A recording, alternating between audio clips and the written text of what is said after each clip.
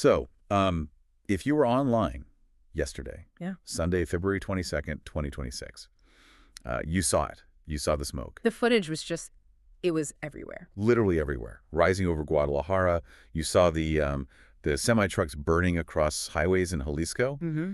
And it looked like footage from a war zone. Right. And we have to be clear about that right up front. It was a war zone. Yeah. Yesterday wasn't just, a standard police operation. It was a decapitation strike against the most powerful paramilitary organization in the Western Hemisphere. We are, of course, talking about the death of Nemesio Oseguera Cervantes. El Mencho. The leader of the Jalisco New Generation Cartel, or the CJNG. And honestly, just looking at the fallout from yesterday. Yeah, code red alerts. Exactly, the code red alerts, the grounded flights from Delta, Air Canada. You got the U.S. State Department telling Americans in 5 different states to basically shelter in place. Mm-hmm. It just feels, I don't know, it feels different than when El Chapo was captured a decade ago. It feels like the whole board just got flipped over. It's a seismic shift. I mean, for the last 10 years, the CJNG has been the aggressive, expanding force in the Mexican underworld. So taking out El Mencho, it isn't just a win for law enforcement. It's a massive disruption to this entire criminal ecosystem. Yeah. And as we saw yesterday, that kind of disruption comes with a very, very high price tag. Which brings us to our mission for today's deep dive. We really want to cut through the smoke for you. We need to unpack the raid itself, how intelligence on a romantic partner actually led to his downfall. Right. We need to profile a man and this absolute paramilitary machine he built, because the CGNG operates unlike any other cartel we've studied. Totally different playbook. Yeah, totally different. But we also need to zoom out, right? Look at the geopolitical chess game. We have to talk about the immense pressure coming from the Trump administration's Operation Southern Spear. That is a huge piece of this puzzle. And finally, we have to deal with the elephant in the room. The World Cup is knocking on the door. It's 4 months away. Is Mexico safe enough to answer? That is exactly the question keeping organizers awake in Zurich and Mexico City right now. But everything hinges on understanding what actually happened in the mountains of Tapalpa yesterday. So let's start right there. Tapalpa. It's this beautiful, what they call a magic town in the mountains. Yeah. About 100 miles from Guadalajara. Right. Usually full of tourists, weekenders. But yesterday, it was the site of just a massive firefight. And the reports coming out are saying the break in the case, the thing that actually got him, wasn't some high-tech surveillance satellite. No, it was good old-fashioned human intelligence. Which is wild to think about. It is, but it's the classic vulnerability of the isolated warlord, right? You can encrypt your radios all day, you can use physical couriers instead of cell phones, but... You can't easily hide your personal life. Exactly. Intelligence indicated that El Mencho was coming down from the really remote Sierra specifically to meet a romantic partner. Wow. That specific pattern of life, that human element, is what finally gave the Mexican Army and the National Guard the tiny window they needed to strike. And the operation itself was swift, but the fallout was almost instant. So Mencho was wounded in the firefight. They try to medevac him to Mexico City, and he dies en route. Right. And that is the exact moment the CJNG protocol just kicked into overdrive.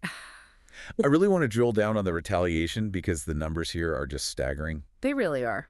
252 blockades reported across the country. In less than 6 hours. I mean, just think about the sheer logistics required to pull that off. Yeah, how does that even work? Well, this isn't just a mob of angry supporters running out into the street with pitchforks. To execute 252 blockades simultaneously across multiple states, we're talking Jalisco, Colima, Michoacan, Guanajuato. QC5 in Jalisco alone, right? Exactly. You need a command and control structure that rivals a literal national army. So you're talking about pre-designated units, like pre-selected choke points on the highways. Precisely. They knew exactly which intersections would completely paralyze the grid. They knew where to hijack the buses, where to grab the semi-trucks, how to position them to block military reinforcements from coming in. And how to set them on fire to create this massive psychological spectacle. Right. It's a recognized military-style tactic. They call them narco blockades. And the whole design is to freeze the government's response time while the cartel operatives scramble to hide assets, move weapons, and destroy evidence. Well, it worked. I mean, Guadalajara was a ghost town by sunset yesterday. Schools are canceled today. Liga MX soccer matches, the women's matches, all postponed. Complete shutdown. I saw footage online of people just abandoning their cars in the middle of the street and sprinting on foot towards the airport terminal. Panic. Pure panic. And the human cost of this. 25 National Guard members were killed in targeted ambushes. 6 separate ambushes in Jalisco alone. And that's the other part of this Code Red response. It's not just a defensive maneuver to block roads. It's an offensive swarm. To overwhelm local law enforcement. Yes, so the local cops are too pinned down to support the federal troops. It sends a very clear, very bloody message. You might have gotten the boss, but we still own the territory. And that military precision, that's really what sets the CJNG apart from the older cartels we hear about. Because El Mencho wasn't just a drug trafficker, was he? He built something totally different. He built an insurgency. If you really want to understand El Mencho, you have to look at his origin story. He was 59 years old, originally from Michoacan, but, and people always seem to forget this, he was a former police officer. He had formal training. He had formal training. And he also had a stint in the U.S. prison system, which always blows my mind when I read about it. He was locked up in California back in the 90s for heroin trafficking. Right, he served 3 years and was deported back to Mexico. Now, back then, he was just a mid-level operator, nobody special. But that experience in the U.S., combined with his time in Mexican law enforcement, it taught him the absolute value of discipline. So when he founded CJNG around, what, 2009, 2010? Yeah, right around there, splitting off from the Sinaloa and Milenio factions. When he split, he didn't want just a loose confederation of street gangs. No, he wanted a strict vertical hierarchy, a chain of command. I was reading about their franchise model, which is fascinating. They essentially sell the CJNG brand name to local gangs. They provide them with the high-end weapons, the tactical training, and in exchange, the cartel gets a cut of the profits and absolute unquestioning loyalty. It's a model that allows for incredibly rapid expansion. You just absorb local talent. But the core of the group, the Praetorian Guard, if you want to call it that, they're trained like special forces. Right. They actively recruit former soldiers. We're talking Kaibils from Guatemala, even former Colombian tactical units. That is exactly why you see them operating drones rigged with C4 explosives. Rocket-propelled grenades. Landmines. Exactly. Which brings us back to that 2015 incident, because I think that was the moment the rest of the world realized this wasn't just a crime problem anymore. Shooting down a Mexican military Cougar helicopter. With an RPG. Right. That is an act of war. A standard criminal group doesn't usually have the capability, or frankly the audacity, to enforce a literal no-fly zone against a sovereign government. El Mencho normalized that level of extreme aggression. And it's such a contrast, right? Because unlike El Chapo, who seemed to love the limelight, the interviews, the celebrity status Mencho was a shadow. He was a ghost. He was acting much more like a dictator running a ghost army than a flamboyant kingpin. But a dictator with a notoriously short fuse. Which means I have to bring up the hibiscus tea story.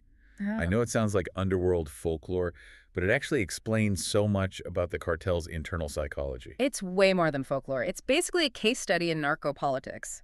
The story goes that the initial split between El Mencho and his former allies, the split that sparked a war that has literally killed thousands of people, began over a sit-down meeting. Where a rival refused to pay for a spilled glass of hibiscus tea. Exactly. It sounds so absurd to us sitting here. A spilled drink starts a multi-state war.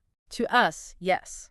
But in that hyper-masculine, honor-obsessed culture they operate in, a small slight is viewed as a public test of weakness. Right. If you let the tea slide, you're weak. And if you're weak, your rivals realize they can take your territory.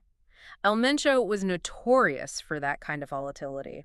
He was willing to burn down an entire state over a perceived insult.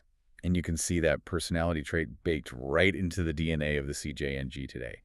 They are aggressive, they are reactive, and they are hyper-violent. They don't back down. Which perfectly leads us to the why now question. Yeah. Because for a guy who is successfully a ghost for over a decade, the walls seem to be closing in very fast these last few months. Extremely fast. We have to look north for that. We're in the second term of the Trump administration, and we're just reporting on the facts of the policy here.